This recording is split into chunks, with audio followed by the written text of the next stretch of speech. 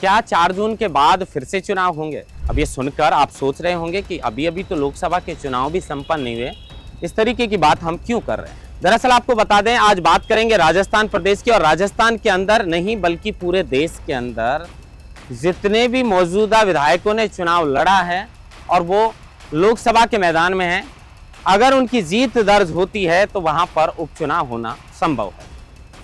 देखिए, राजस्थान के अंदर कई नेता हैं और ऐसे भी विधायक हैं जो मैदान में हैं और उनका मुकाबला टक्कर का है। सबसे पहले बात कर लेते हैं जैसलमेर बाड़मेर की। जैसलमेर बाड़मेर में शिव विधानसभा से मौजूदा विधायक रविंद्र सिंह भाटी जैसलमेर बाड़मेर लोकसभा के प्रत्याशी हैं। चुनाव संपन्न हो गए, अब इंतजार है तो चुनाव परिणाम का। अब वहां पर इस बार बीजेपी को कमजोर बताया जा रहा है, जबकि रविंद्र सिंह भाटी और कांग्रेस के उम्मीदवार उमेदाराम बेनीवाल में टक्कर बताई जा रही है। तो अगर रविंद्र सिंह भाटी वहां चुनाव जीतने में कामयाब होते हैं तो शिव विधानसभा से फिर से उपचुनाव होंगे। शिव विधानसभा से विधायक कौन होगा? क्या रविंद्र सिंह भाटी अपनी ओर से किसी को मैदान में उतारेंगे? ये कई सवाल हैं, लेकिन अगर रविंद्र सिंह भाटी चुनाव जीतते हैं तो वापस चुनाव करवाए जाएंगे। उसी तरीके से पूर्वी राजस्थान की ओर लौटते हैं। पूर्वी राजस्थान की दौसा जो लोकसभा सीट है, दौसा से मौजूदा विधायक है मुरारीलाल मीणा, और अब वो लोकसभा के प्रत्याशी भी हैं कन्हैयालाल मीणा, और मुरारीलाल मीणा के बीच कड़ी टक्कर बताई जा रही है।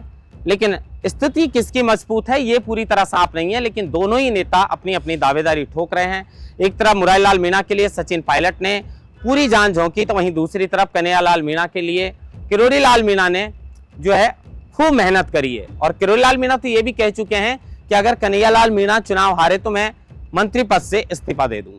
वो खैर विषय अलग है, लेकिन इस सीट पर अगर मुरारीलाल मीणा जीतते हैं तो फिर से दौसा सीट पर विधानसभा के उपचुनाव करवाए जाएंगे। हनुमान बेनीवाल जो आरएलपी के सुप्रीमो हैं वो भी मैदान में हैं, मौजूदा विधायक हैं और खींवसर से विधायक हैं, और फिलहाल वो ज्योति मिर्धा के सामने नागौर से मैदान में हैं।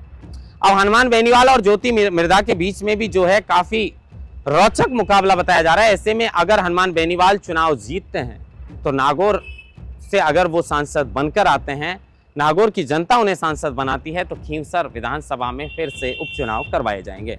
वहीं अगर बाड़मेर की बात करें तो बाड़मेर में राजकुमार रौत जो वहां विधायक हैं और वो लोकसभा में भी मैदान में है, राजकुमार रौत की भी टक्कर कांटे की बताई जा रही है। ऐसे में अगर राजकुमार रौत चुनाव जीतते हैं तो वहां पर भी उपचुनाव करवाए जाएंगे। ऐसी कई सीट पर हैं जिन पर विधायकों ने भी जो है लोकसभा के लिए नामांकन किया, चुनाव लड़ा, वो मैदान में हैं। अब मतदान संपन्न हो गया, चुनाव परिणामों का इंतजार है, लेकिन परिणाम आने के बाद जो भी विधायक लोकसभा का चुनाव जीतेंगे उन सीटों पर फिर से उपचुनाव करवाए जाएंगे। 1 जून तक जो है आखिरी मतदान की तारीख है, 1 जून, और 1 जून के बाद 4 जून को फैसला आने वाला है। अब देश में सभी को इस बात का इंतजार है, और इंतजार इस बात का भी है कि जिस तरीके से बीजेपी 400 पार की बात कर रही है, तो क्या होगा इस चुनाव के अंदर? क्या सचमुच बीजेपी 400 पार वाली हैट्रिक लगा पाएगी? क्या बीजेपी राजस्थान में 25 सीटों पर अपना दबदबा बनाने में कामयाब होगी? लेकिन इस बार राजस्थान में भी स्थिति ऐसी है कि बीजेपी को 1 नहीं 2 नहीं कई सीटों पर नुकसान होने की आशंका बताई जा रही है। अब इसकी पूरी तस्वीर 4 जून के बाद ही साफ हो पाएगी। महेंद्र बांसवार, लोकमत हिंदी, जयपुर।